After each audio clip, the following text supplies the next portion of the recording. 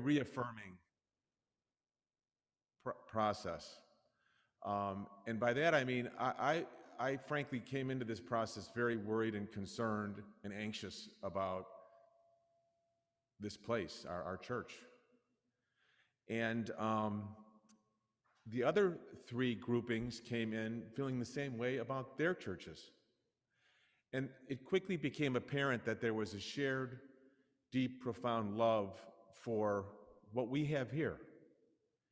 And the other groupings, the other people in those groupings, their trust relationship developed between all of us. And by the time we'd met the sixth or seventh time, people were very open about their concerns. And frankly, there's been a bond that's been developed between the group, which has been very good to see.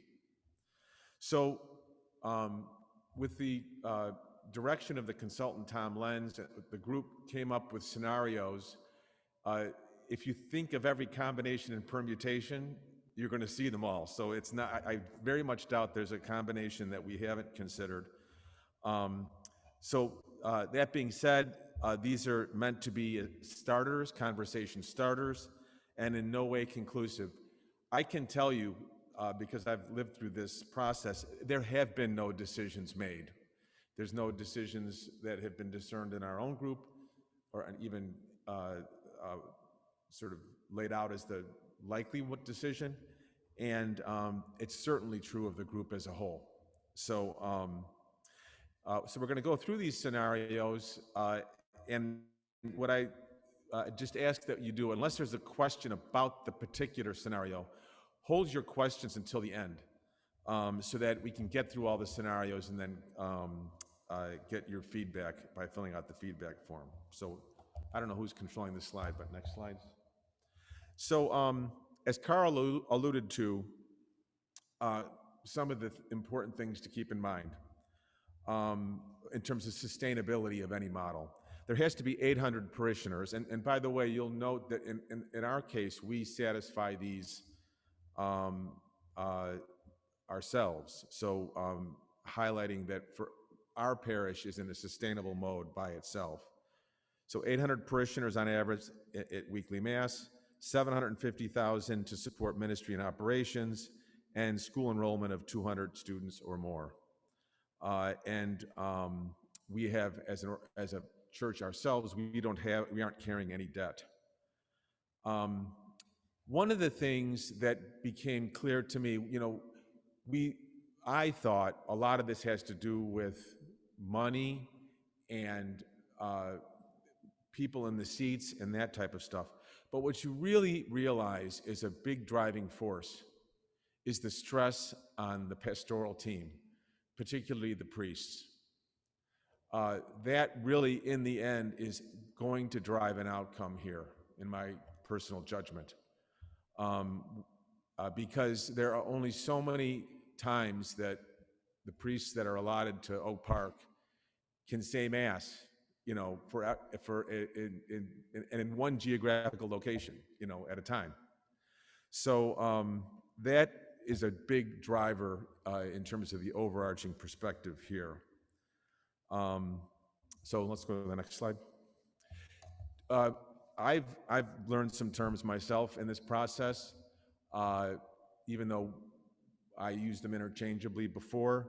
But you'll need to keep these in mind as we talk. The first is that when we talk about a parish, we're talking about the community itself.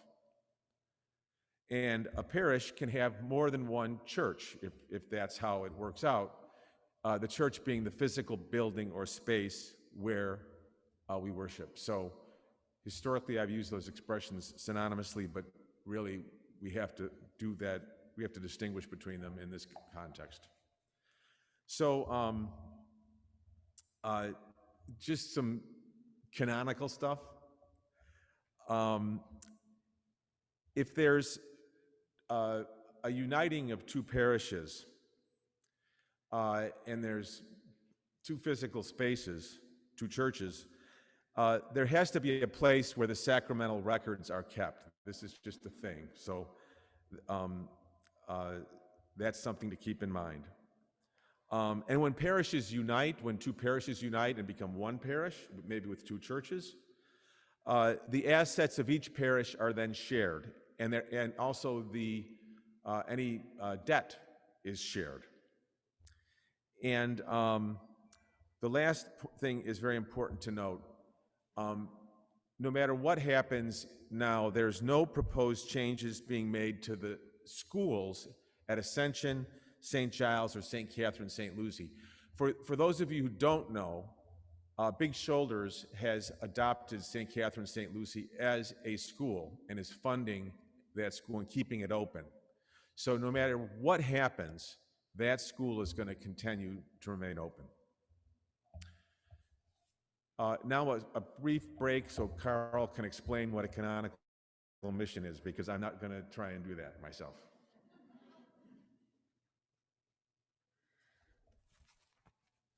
So I'm not going to go through the whole sheet. We've all been struggling with trying to understand what this is, but a canonical mission is an organized community that looks like a parish in many ways, but it does not have the scale to be a full-service parish for the future. So the numbers aren't there, the finances aren't there, the ministries are not there. So a mission may either be tied to a sponsor parish, or it could be a mission of the Archdiocese. If it's tied to a sponsor parish, that parish and the mission parish have responsibility for each other, which is also financial. If it's a mission of the Archdiocese, I believe they take over the full responsibilities of that mission. But a community may be appropriately classified as a mission if it's called to serve a particular ministry or a charism in a way that merits retaining an identity separate from their sponsor parish. Okay, so so for an example, what happened up in the north side, if you're familiar with Mary Seat of Wisdom and Our Lady of Hope Parish, Our Lady of Hope of Rosemont and Mary Seat in Park Ridge. Our Lady of Hope didn't have the scale, the October count, the 400 to 550, to remain a full-scale parish into the future. But the parish does serve a need for the business and travel population near the airport. And so for that reason, it remained open, but it's now part of this designated mission of a larger parish, which is Mary Seat of Wisdom. So hopefully that kind of answers a little bit of the distinction between being a parish or just a mission. As far as finances, a mission may retain separate finances, though it generally is expected that there will be an overall financial plan for the sponsor parish and the mission. So for example, if St. Giles took on a mission site, we would kind of share some responsibilities. So hopefully that answers some of the question about what does it mean to be a mission.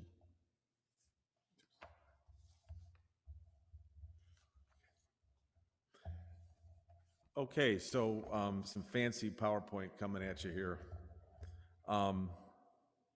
These are the four parishes in Oak Park: St. Giles, St. Edmund, St. Catherine, St. Lucie, and Ascension.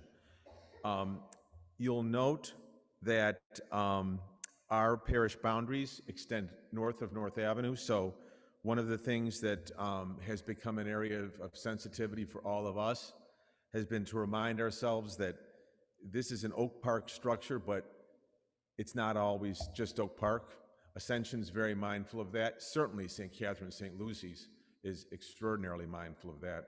So when we use the expression the Oak Park parishes, it's just because the churches are all in Oak Park. So scenario one. This is a simple scenario where St. Giles and Ascension remain separate parishes, and St. Edmund and St. Catherine and St. Lucie unite. I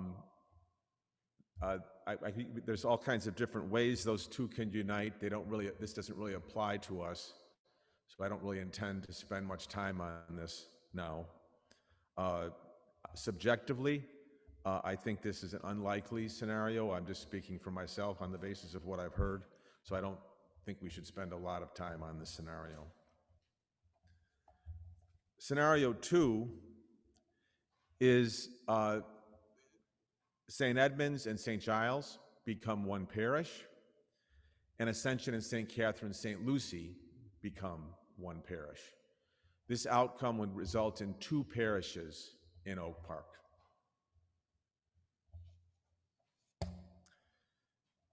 Scenario 3, St. Giles would stand alone and remain as its own parish, and the other 3 parishes would become a single parish. As I mentioned, virtually every combination and permutation that you can imagine would be viable here, you're going to see. Scenario 4,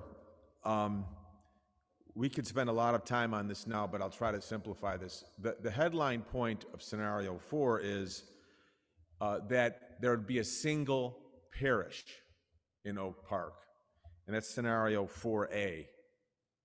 A single parish.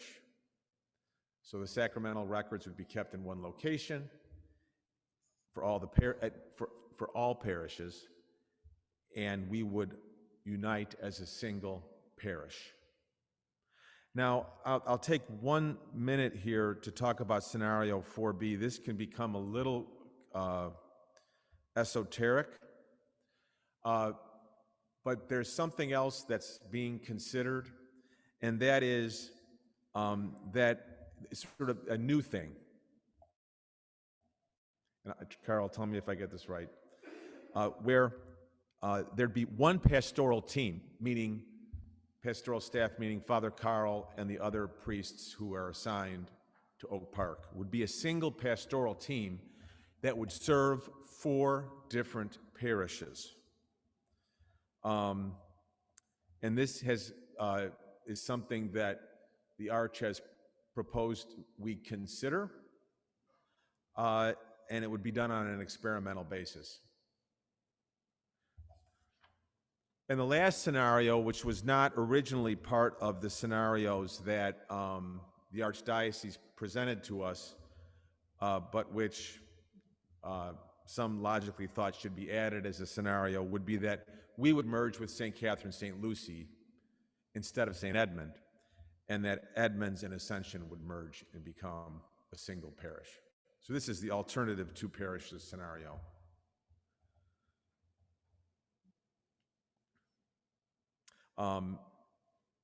Okay. So, Carl? Yeah. So in that scenario that John just mentioned, that's an example of where, for example, if St. Giles was connected with St. Catherine's or even Edmunds and Ascension with Catherine's, that one of those parishes could potentially be named as a mission site. So the number of masses, the number of ministries would diminish, and it would become one team working in those particular ministries. So that the mass schedule and things would be much less, but there would be 2 pastors. And the other 4B scenario where we became one parish, it doesn't mean that necessarily I would be the pastor. It could be whoever they decide to be the pastor, but it would be a ministerial team. And those 4 parishes would stay with their own identity, but the oversight of the whole ministerial team and financial would become combined together somehow. And that's the experimental part that John was talking about. It's a much different and bigger vision than has been done. So the next slide is questions, but before questions are posed, I have one more additional thing to mention for you to think about, which when I heard it said in this room during these meetings was very helpful to me in terms of my own personal thinking about this, and that is, when you remember that we have one set of priests, and you think about the duplication in Oak Park of masses at the same time, uh, it creates that combination of four parishes and masses at the same time. I don't know what the early morning masses are at the other churches, but we have one at 6:30, we have one at 8:30. Now we just have them alternating. You know, on Sunday, 8:30, or I'm sorry, we have I don't even know what the latest, 8 and 10:30. And so, but other parishes have those masses at the same time or close to the same time. So if you think about it, one of the things that we talked about, which makes just great sense, at least to me, is that what if there was only one morning mass at 6:30 in Oak Park, and then there was at another site a mass at 8:30 in Oak Park, and then how about a mass at noon in Oak Park, and a mass at 5 p.m. in Oak Park? For those of you who work in the Loop, as I do, I can walk 2 blocks to St. Peter's and go to mass at noon or on my way home from work. Think about if you were at home, as we all are now, and many of us are working at home, and it's 11:45, and you say, hey, let's go to Edmonds. They have a mass at noon. So you start thinking about the possibilities of freeing up our pastoral staff to not have to be in 3 or 4 places at the same time, but instead they can work as a team and actually spread themselves out better and more efficiently throughout this community. So that's just something to think about. And now we're going to have questions, and the first person will be Trudy Goggin. I saw her. Trudy, when you're talking, take your mask off when you're talking.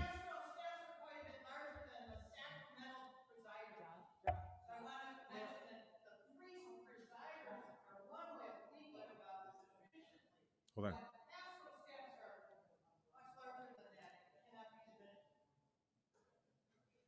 Thank you for that.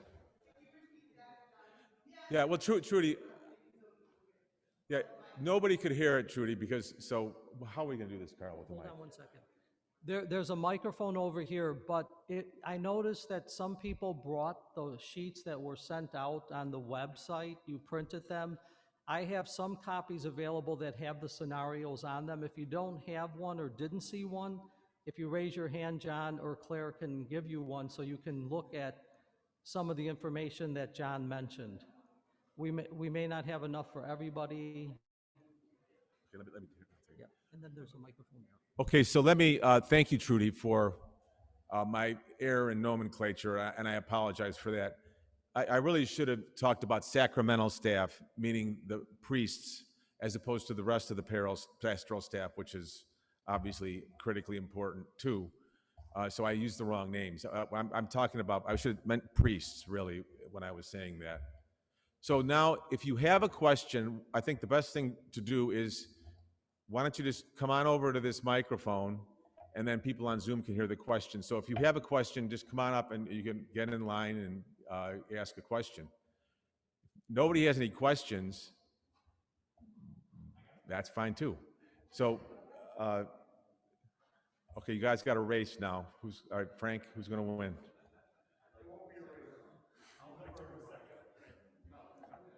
All right, so say your name into the microphone and then ask your question. I'm Bill Bobko. My question is, are they intending to keep 4 buildings, churches, open? Because that's an expense that's kind of hard to maintain. So I'll take the first shot at this. The they in the question is the big question, Bill. So it'll depend upon, the they will be the leadership of the parish, whatever it is. And they will make that decision about what buildings remain open. Does that answer your question? Okay, Frank.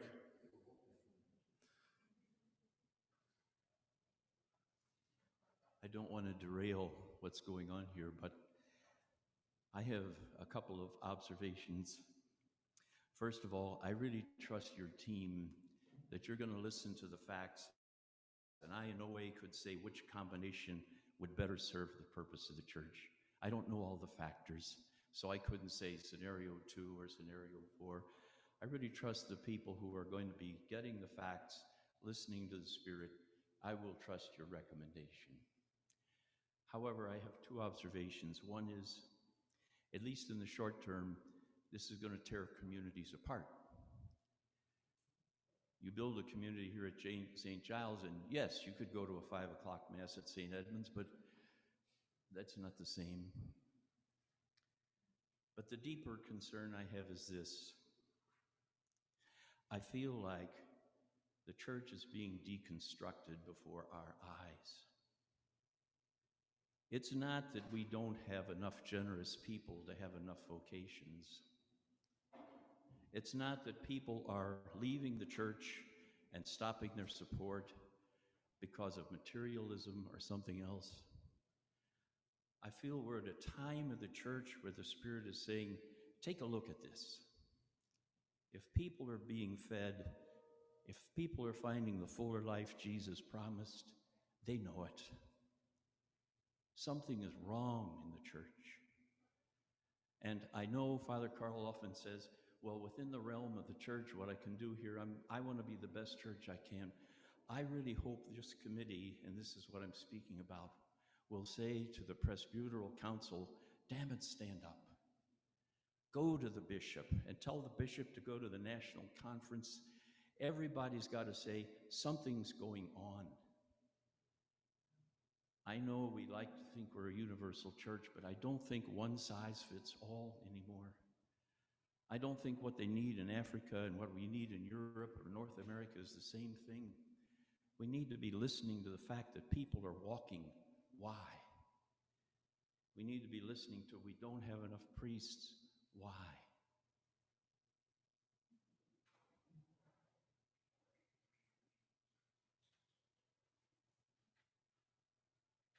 Hello, my name is Jim Gates.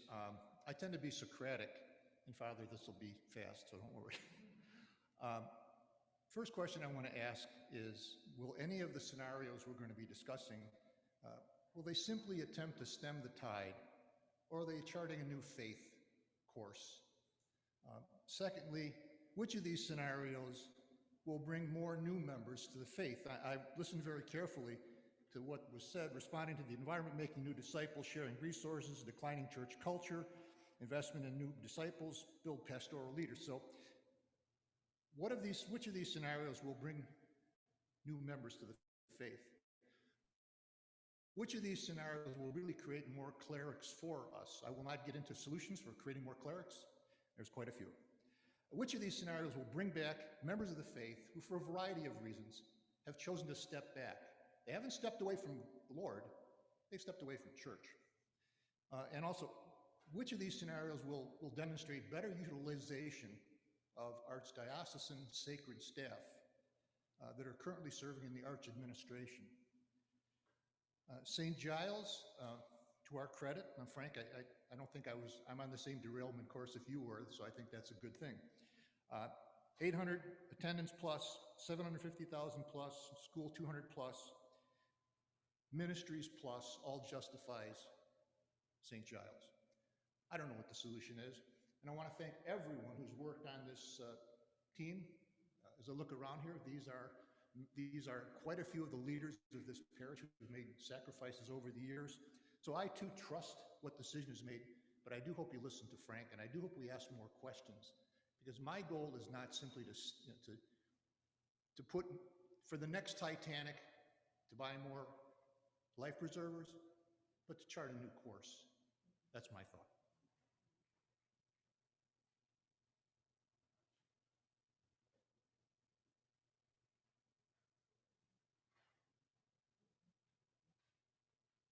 Good evening. My name's Tasha, and I just wanted to add, at the beginning of tonight's talk, somebody mentioned Pentecost, that this could be our Pentecost. So if that's the case, then I think we all need to spend some time in prayer and discerning, and I don't know that we have enough information to be able to read a piece of paper or hear what's been presented and know what's best, but we know who knows what's best. We know any change that's made in the church should come from above or it won't succeed. And I think we also need to know more about what's planned. We talk about the might of a noon mass or a 5 o'clock mass or a holy hour or vespers time, things like that where we're honoring God as well as growing spiritually, but none of that is given yet. And yet we're supposed to make a decision and vote on what is best without knowing those additional details. I think we need to seek discernment of the Holy Spirit and wait, just like in Acts when they waited for, the appearance of the Spirit. Then they went out. Then they were the church and were together. I feel a little bit blind when we're only talking about numbers and we're talking about buildings and combining. But I think that our Lord will lead us. But we must go that direction.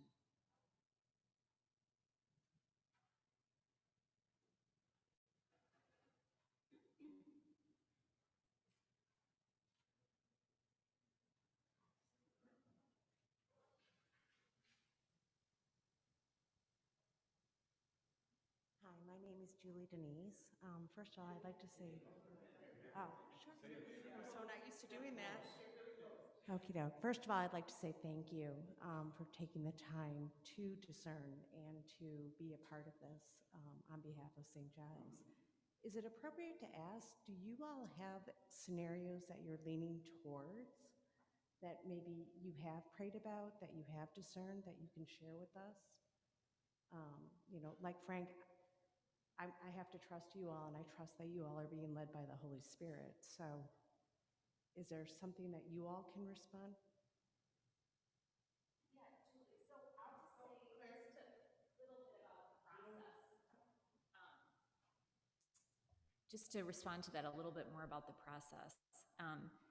The way that we have been meeting and in dialogue is very much, Tasha, to your point, been in the spirit of prayer, both in our small group, but also with all of the parish groupings together. And we have not moved to a recommendation or a leaning or anything.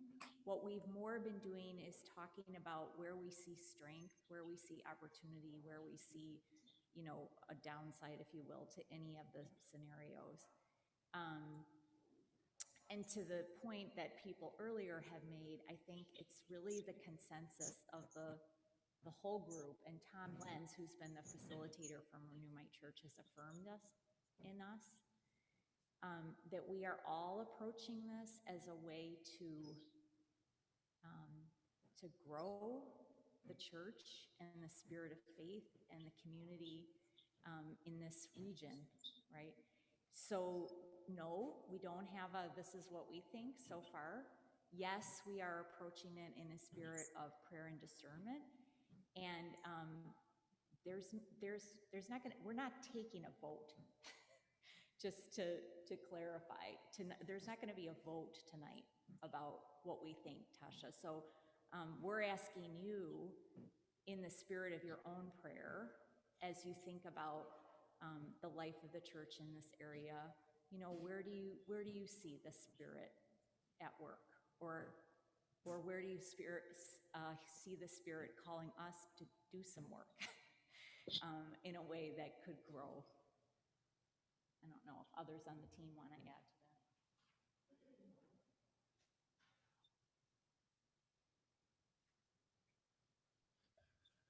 that. Good evening. My name's Ed Siderwitz, and the short answer is no. The short answer is no. And so I think my own experience in this process, and one of the things I had to battle through at the very beginning of this process, was the question, is this a done deal? Is this charades? And what I can share with you after 4 meetings and visiting each parish, and a meeting with Cardinal Supich, and a morning retreat framed around the Paschal Mystery, what I've come to believe is no, it's not a done deal. It's not charades. And so church is people of God. And sharing with the coordinating board for the family mass yesterday morning,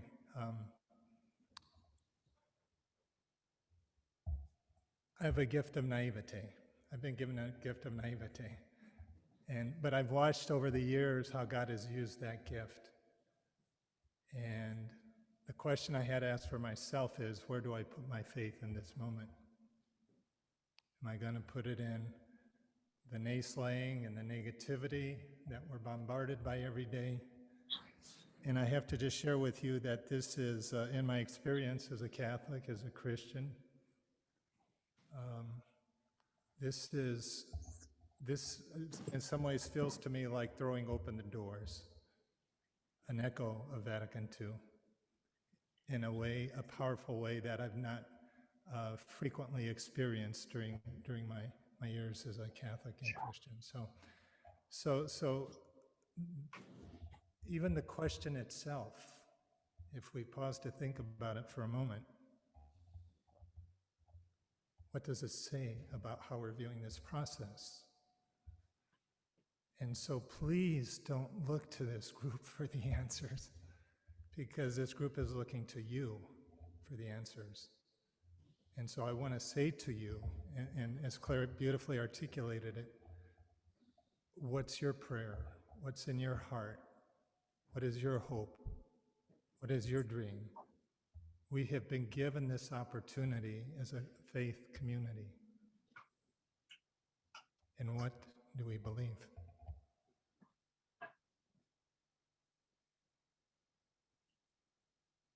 I almost can't follow that, but I do have questions from the Zoom group, so I promised them that I would bring them. So there's a two-part question. First, they were wondering who set the numbers for mass attendance and income for the sustainability numbers. How was that discerned?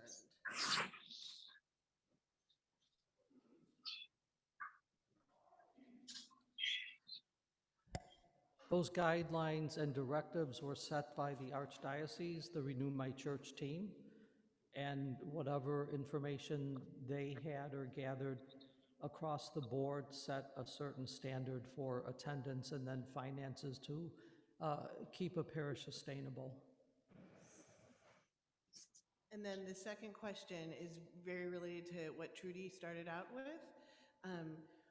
When we were talking about the 4B and the scenarios, they were very priest-centric, and so someone was wondering if there had been alternative models of leadership and administration proposed that would help lay people, help the priests, so that free them up for more pastoral roles. It's ironic that the question was posed, because that, I think, when Ed was talking a minute ago, one of the things that we have, the group from Oak Park has been actively considering is this an opportunity for laity to lead in a way that they have not had an opportunity to do before, particularly with respect to women. And in this community especially, that would send a resounding message about the future of church, some have said. And so I think the answer to that question is yes. And Carol, yes, and right, so the canonical principle that would enable that to happen would be if there was a mission site. It wouldn't have to be led by a priest, it could be led by a layperson, and that person could be a woman. Did I get that right?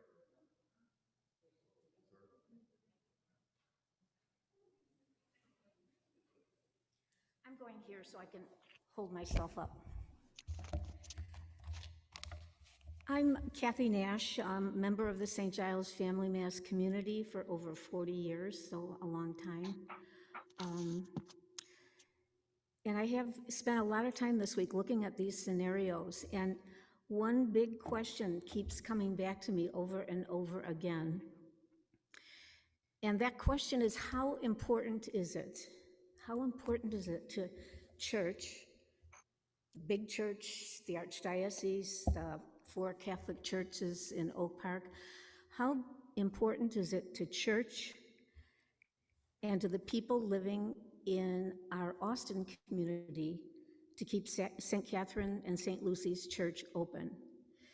And I ask this question in light of a lot of things. In light of Black Lives Matter. Oh, St. Catherine and St. Lucy's is closing right on Austin Boulevard. You know, in light of many of us moved to Oak Park because it was a community that welcomed diversity. We wanted to raise our kids in this kind of a community. And we have a somewhat integrated church in our community, St. Catherine, St. Lucy's, somewhat diverse. There's also, as we know, a very inequitable distribution of privilege, wealth, and opportunities in the Austin community versus the Oak Park community, and how wonderful it is that we have a school right now that is a safe place for many of the children in Austin to come during the day while their parents are trying to work or make a living. And then there's also the central gospel teaching of love your neighbors, look out for one another, be there for each other. You know, we have 4 churches in Oak Park, but I look at Oak Park as not that diverse a community. I think we have a lot of shared values, whether you're at St. Edmunds, Ascension, St. Giles, Catherine and Lucy. So having said that, I kind of like scenario 4B, where there's shared pastoral team for all 4, and all 4 stay open, and all 4 are appreciated for the unique gifts. So having said that, I'm now just going to tell you what's been going on in my brain, and there's just a lot of crazy ideas, but I'm going to take advantage of a couple of minutes here.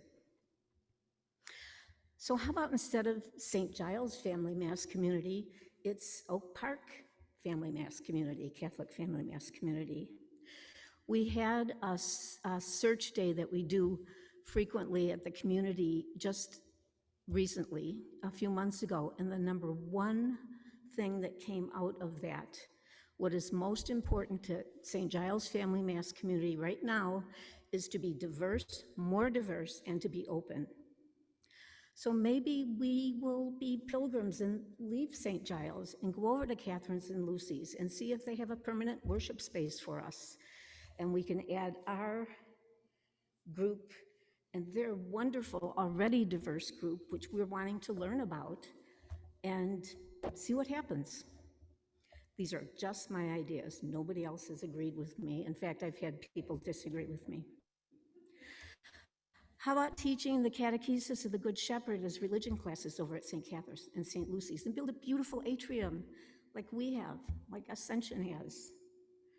How about right now, there's a group of us in Family Mass that are working on a new ministry called Wellness Support, where we look at the physical, emotional, and spiritual care needs of all of the people in the community, knowing that if one is affected, all of them are affected. How about a center, a place that people can go and learn about that and get the support they need, and maybe small group, maybe counseling, lots of things. So we're working on that now, and it's someone in this room's big dream to make that happen. There is space in, I haven't really walked the campuses like the committee has, but I know that there's space in some places for things. Things are already happening. How about our peace and justice groups have already been meeting from all the 4 churches, right, Mary? Chaos, Frank, open to all the kids, teens in Oak Park, and they've been doing that for a long time. So what I'm saying is, this is already happening. This isn't like brand new.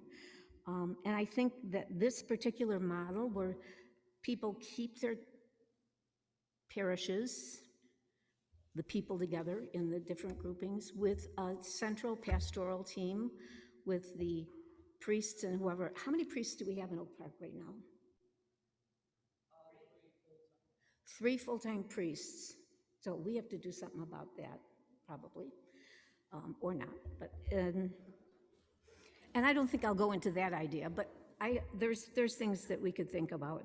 But I think this model is already happening. I think the Spirit is already moving people to doing this, sharing gifts, looking at the bigger picture.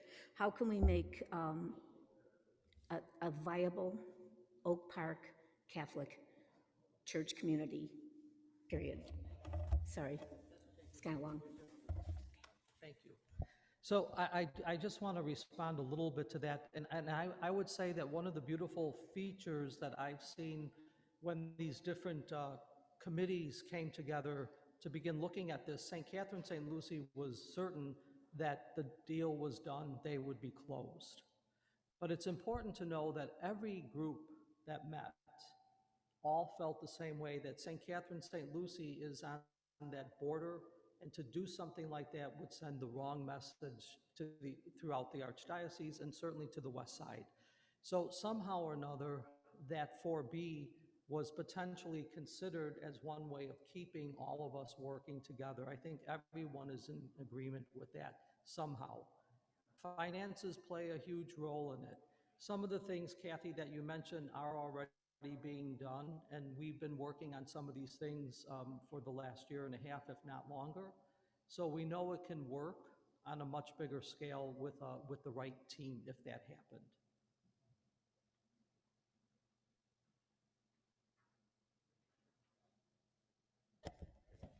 Hello, everyone. My name is Teresa Lipo. I am a lifelong parishioner at St. Giles. I'm been very involved with the parish. I've been on the finance committee for a long time. 3 children who graduated from St. Giles. I graduated from St. Giles School myself. I just want to give a little perspective. My grandfather and my mother graduated from St. Lucie's School on the west side. And I was baptized at St. Lucie's Parish. And as most of you probably know, in the 1960s, that parish merged with St. Catherine's to become St. Catherine St. Lucie. And that was a difficult thing, I'm sure, for my grandfather and for my mother. My parents still go past the Mars Hill Baptist Church, where they were married at St. Lucie's in 1963. And so I look at these scenarios, and I actually am excited. I see a lot of opportunity in these scenarios. I see opportunities for our schools. I see opportunities for our teenagers, our young people. I see opportunities for our seniors. As I think Kathy noted, a lot of these things we're doing already. I feel like I do not see a derailment at all. I see opportunities. I see some exciting things that can happen. And I would find it hard to personally weigh in on some of these things because I don't have some of the perspective that these committee members do, but I do trust that they're going to make a decision that's going to work for us, and it's going to be okay, and we're going to make it work. So I don't really have any questions, but I did want to just offer a little bit of perspective.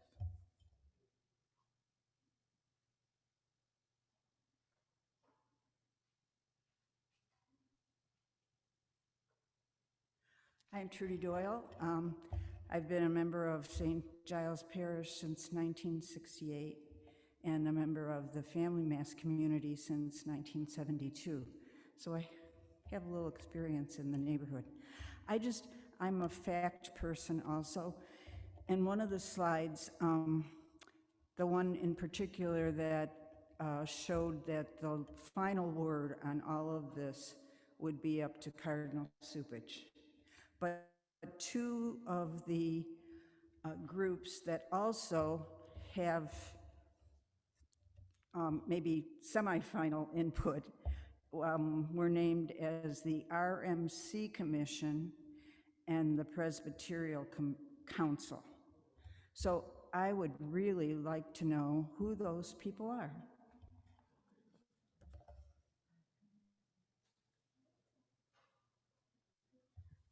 Well, Father Jason Malavi, Rick Marino, some of you know, and Tim Weisky are part of that RMC core group who have been running the process with the different facilitators. The Presbyteral Council, I'm a member of the Presbyteral Council, so pastors or other priests from around the archdiocese and different vicariates make up the Presbyteral Council, and when there are certain decisions that need to be made, the council gathers, the information is given to the council, they make a recommendation to the cardinal, and he decides whether that recommendation is accepted or not. It will be the same way with the process here. So whatever our groupings decide is going to be the best for our area, Oak Park and beyond, that goes before the Presbyteral Council. They listen to why it's being presented, and the cardinal basically makes the final decision. Now, will he change things? Most likely not. In a couple instances, he's made other recommendations, but for the most part, whatever the council presents, he accepts.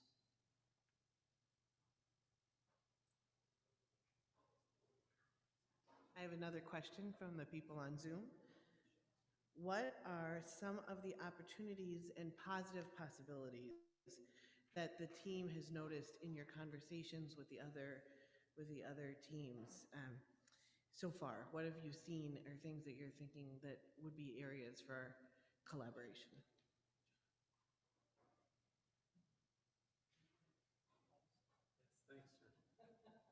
Hi, everybody. I'm John Milder. You know, the core mission of this is not to simply bring churches together and shore up the finances. The primary mission of this is to re-energize all of us and our parishes, and to look for opportunities. You know, there's nothing more disheartening than sitting in an empty church. If we would come together and celebrate as a much larger community, we think it would be inspirational and much more spiritually rewarding. Be part of that larger community. Community is such an important part of all of this. The opportunities have been stated here. We think that St. Catherine, St. Lucie is a fantastic outreach into the West Side. We'd like to do more of that. We think St. Giles could play a big role in that. We think some of the stuff Frank was talking about, the bringing together the pastoral groupings, whether it be the seniors or the teens, there's a lot of opportunity there. We talked about St. Edmunds as a central location being a place that would be excellent for the youth ministry to get together and things like that. So we want to keep in mind that all of this is at its core an opportunity to grow and for more evangelization if that presents itself. So that we think that there's a lot of opportunity, and that's really what we're doing here. Not trying to close buildings and save money. Is there anything else?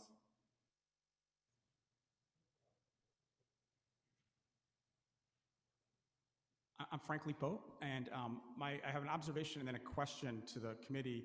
Is it seems to me that like there's so many scenarios, and it was so great to be so thorough, so many different combination possibilities.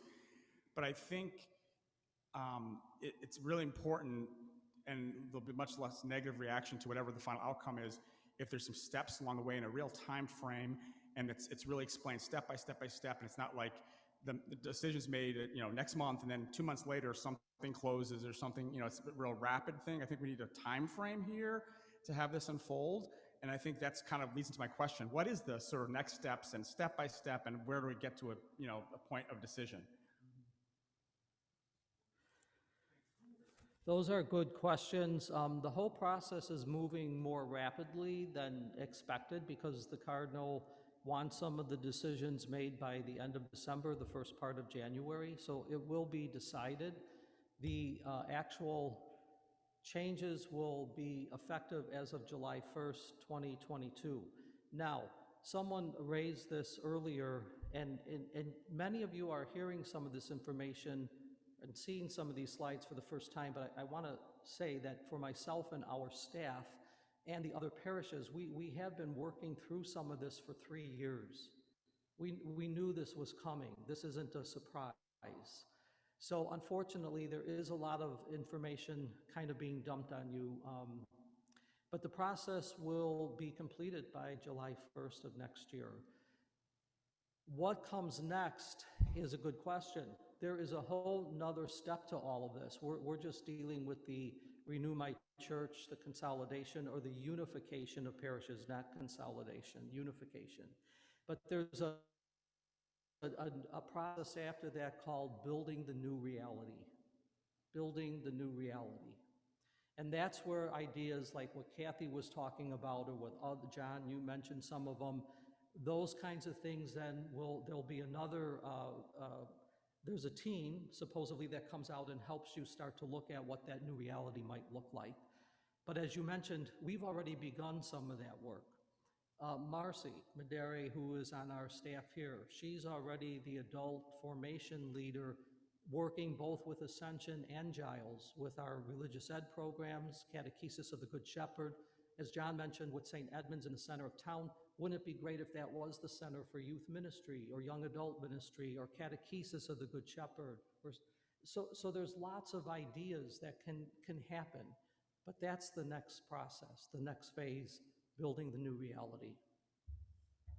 I think at this point, do we have another? Okay, one more question, because we also have a form that we do want to talk about and have you jot down some information for us.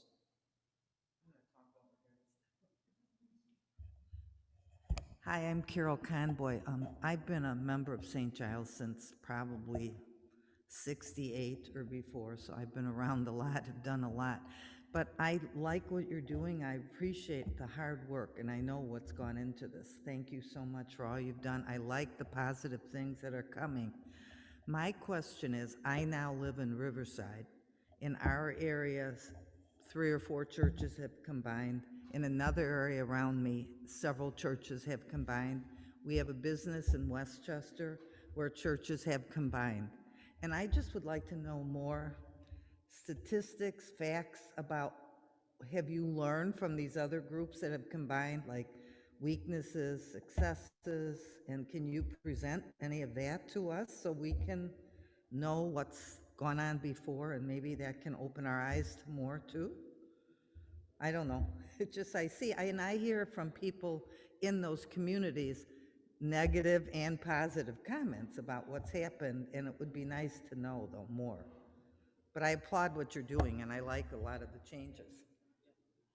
And then, and anyone else from the committee, the team, please jump in. But having talked with a number of pastors who are also friends who have gone through this, the most difficult thing is when a church closes. So if you have 3 that are unifying and one of them is closing, that's really difficult. But the other thing that I have heard and I find to be true as part of the success, and I'm proud of the fact that we have been doing this for the last year and a half or more, is when you reach out to start to get to know the members of other communities, it makes the process much more successful. Our parish councils have been doing that over the last couple years.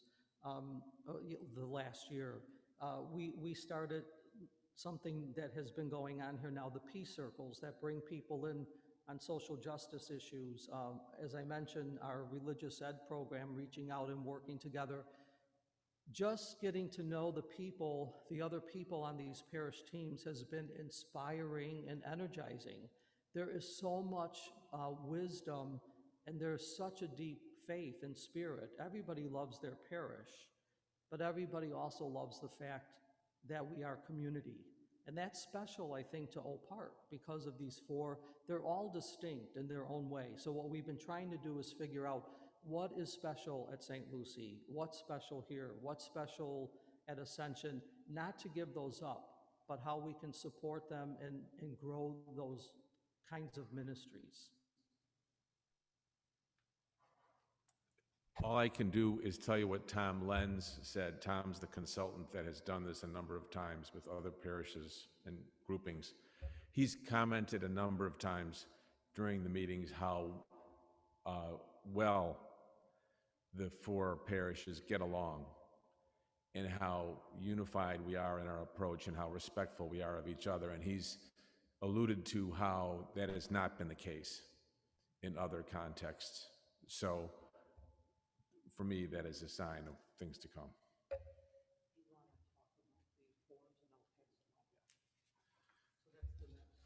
Carl asked me if I want to talk about the forms.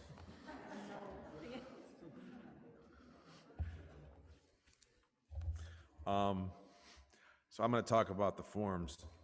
There's pens on the tables, but There's pens. There's pens at the tables. Okay. So everybody, we would ask everybody to fill out one of these forms. This is not a heavy lift. It is one page with 3 questions. So we're going to be here at least till 8:30. And so please, we really would like it if everybody here took the time to fill out this form on the basis of what you've heard.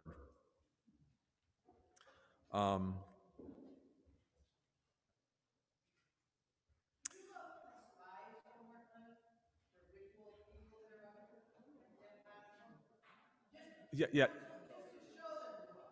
Oh, show the different sites, things. Can we go back to the different scenarios? Trudy just likes to see the lines move. Okay, so if everybody, we're going to go through these one more time. It's a good suggestion, Trudy. So this is scenario 1. Scenario 1 is the 2 least thriving parishes right now would unite. And there'd be 3 parishes that would remain. Any questions about this? That's scenario 1. Scenario 2 is we merge with Edmonds and Ascension merges with St. Catherine, St. Lucie. That's scenario 2. This is the scenario 3 is we stand alone and the other 3 merge. This one was hated by the other 3 parishes, by the way. Like there was audible gasps. This is the scenario 4 is either one parish, which is 4A, which is an important distinction from 4B, which is 4 parishes with 1 pastoral team. Let me just say about this for a minute, because I'm channeling my best John Milder right now and talking about realities. I think St. Catherine St. Lucie's carrying $330,000 in debt. $2 million? Okay.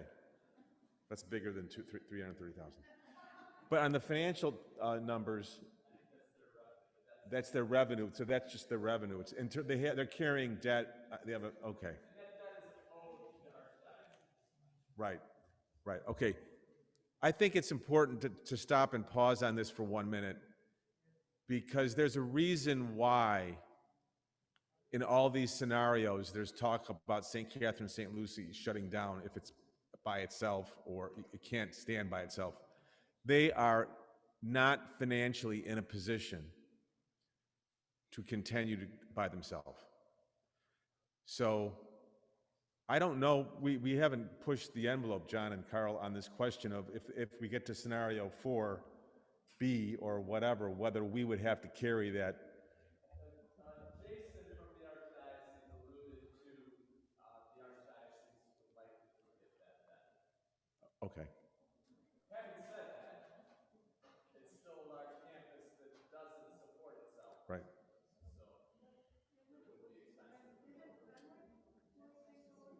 So, okay, someone said something about Fenwick. Fenwick, it just redid the gym. So they put a bunch of money in the gym, and they're going to continue to take care of the gym because they're going to use that gym too.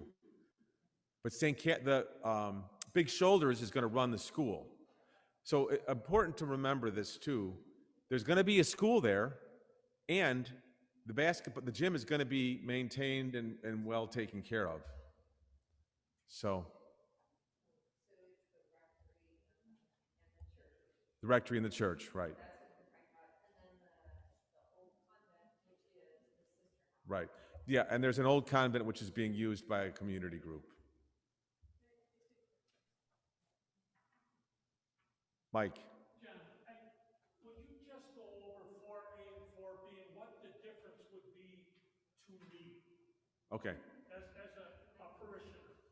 I yeah. don't quite, it's not clear to me. Well, I'm going to do my best, Mike. Here, give me a shot. Here we go. Here we go. So 4A is one parish, okay? And so we had a small group of us got together the other day, and this was the best way it was explained. And Carl, is Carl here? Did he leave me? Carl, tell me if this is right. There'd be probably a new parish name for the entire community.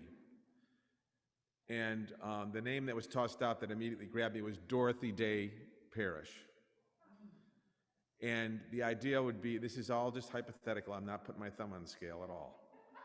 But so there could be, the school could be Dorothy Day North at St. Giles, and Dorothy Day South in Ascension, and Dorothy Day East in St. Catherine, St. Lucie, hypothetically. But there'd be one parish which would probably have one name. And it would, all the finances would be together. And it would all be run as one financial entity too. So that's scenario 4A. 4B is each parish stands alone financially. Right, Carl? But the pastoral team Carl and his, not the pastoral team, the liturgical team would have to be responsible for all masses at all 4 locations. Did I get that right? Yeah, so it could be there could be a common finance committee, parish council, but the scheduling and all the decisions that will be made and the operations would be made by a team. Do you want? Okay, so that here, Carl. I might have said it wrong, Mike. No, I think it's right. So in both scenarios, there's 4 churches in Oak Park. Yes, yes. Brick and mortar buildings. Right, right. Mhm. But the difference is, in this 4B, they remain individual, St. Catherine, St. Giles, Ascension, but with one canonical pastoral team. Where in the other ones, they become united as one. Remember, the different parish is the community, and church is the physical building. In 4B, there's 4 communities with one liturgical team. That's why it's experimental. It hasn't been done before, I don't think, right? Canonical management team, right? Not just liturgical. In 4B, is that right, Carl? Yeah, the whole thing, the canonical part of it is only that in order for it to be recognized, you have to have canonically a pastor. Then the team is set up, but you have to have canonically a pastor, someone who oversees it, for it to be an archdiocesan parish.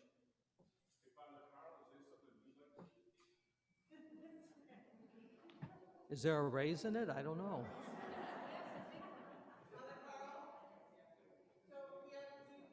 clarification. 4B, these finances are not shared, or they are shared? They're not shared. My understanding is they are not shared. They could be overseen by a financial council that would look at all of that together, but they're not shared.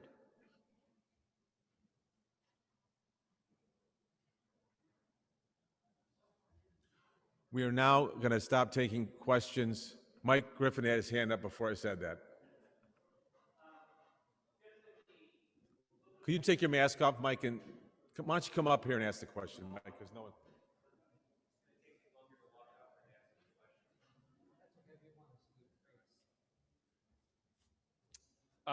Mike Griffin, hello everybody.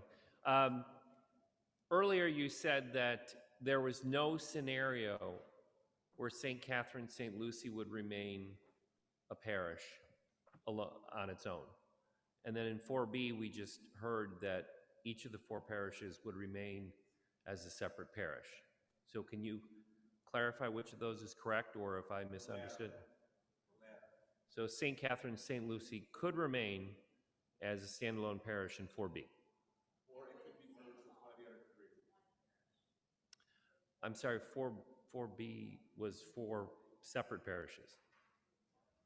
So, hey, Michael. So 4B could be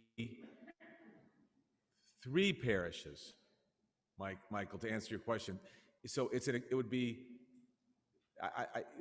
there's, the difference to highlight is the main option for A is a single parish for this entire community. The experimental option, it says 4 parishes on the slide, but it could be 3 parishes.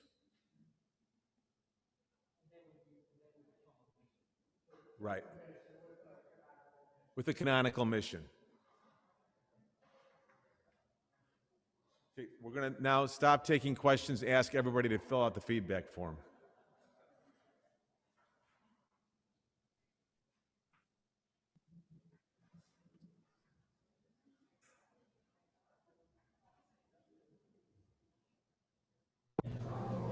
So if you guys see, the questions are up there.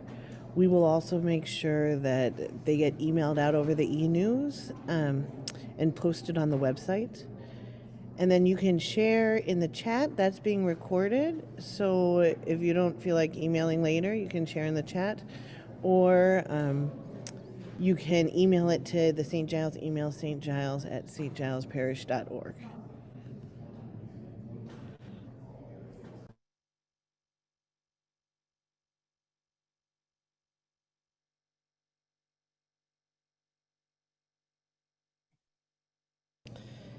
And I also have no idea if there's going to be a closing prayer or anything after this, so hang on. You can use this time to discern.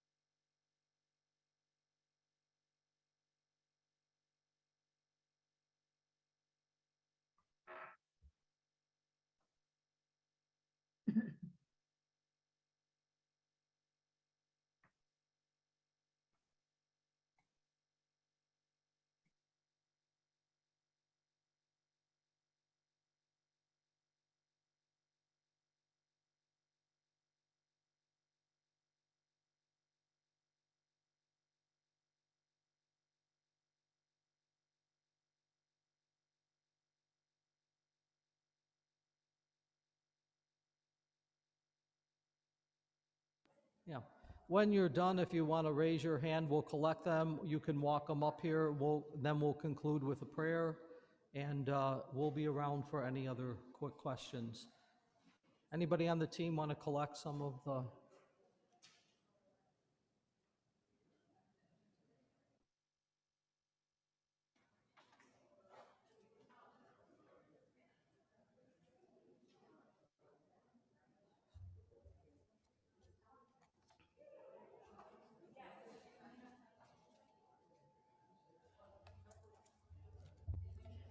Thank you. Thanks, Bill.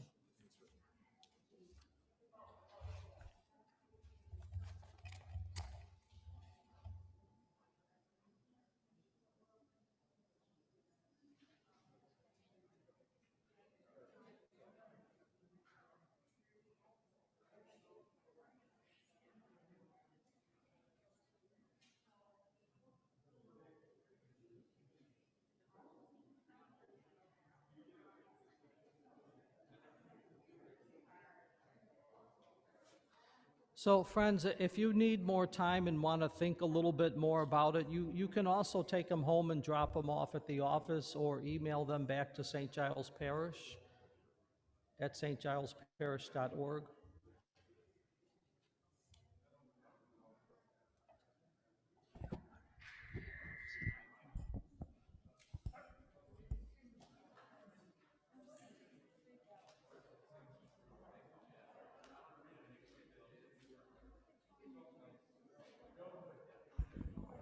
Also, while you're thinking about it, when you leave, I have some copies of what is a mission, facts and questions, and also Renew My Church frequently asked questions are on the table in the back if you want to take some more information. I'm going to have Ed lead us in the prayer before we lose it here. Okay, Ed, you want to lead us in the prayer?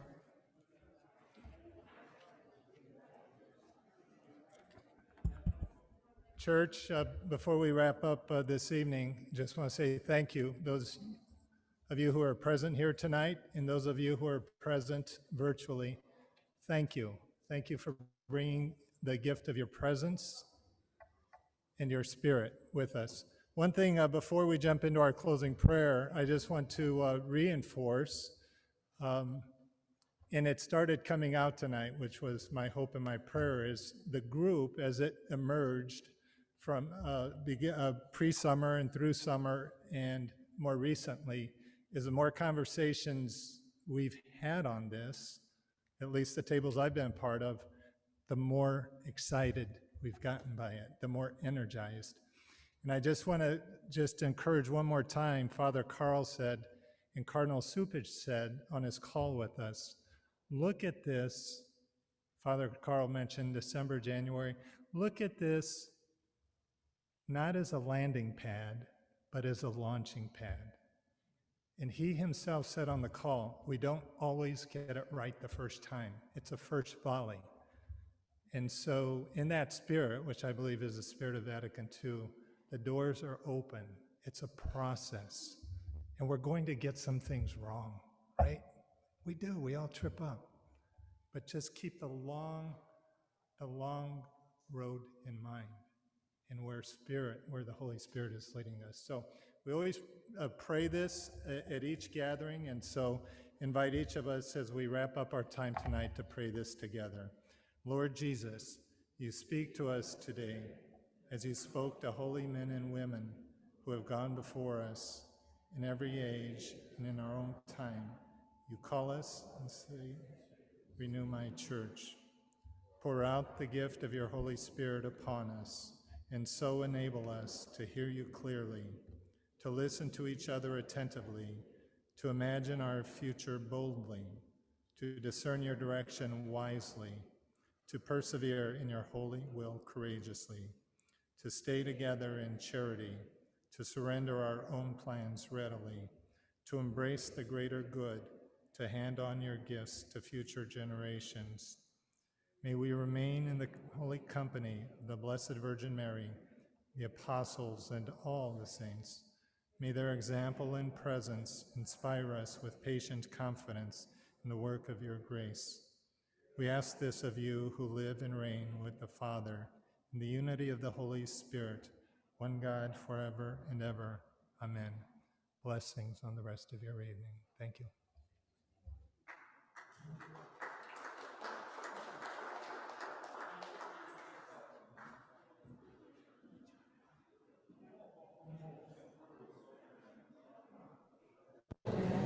All right, everyone, have a wonderful evening. Bye, Carol. Bye, Mary. Bye. Bye, Wayne. Bye, Mary. Bye. Bye, Alex. Thanks so much for all your Bye, help. Melanie and Good to Alex. see everybody. Good to Thank see you. everyone. Yes, it is. Bye, everyone. Bye-bye. Bye, everybody. We're not leaving.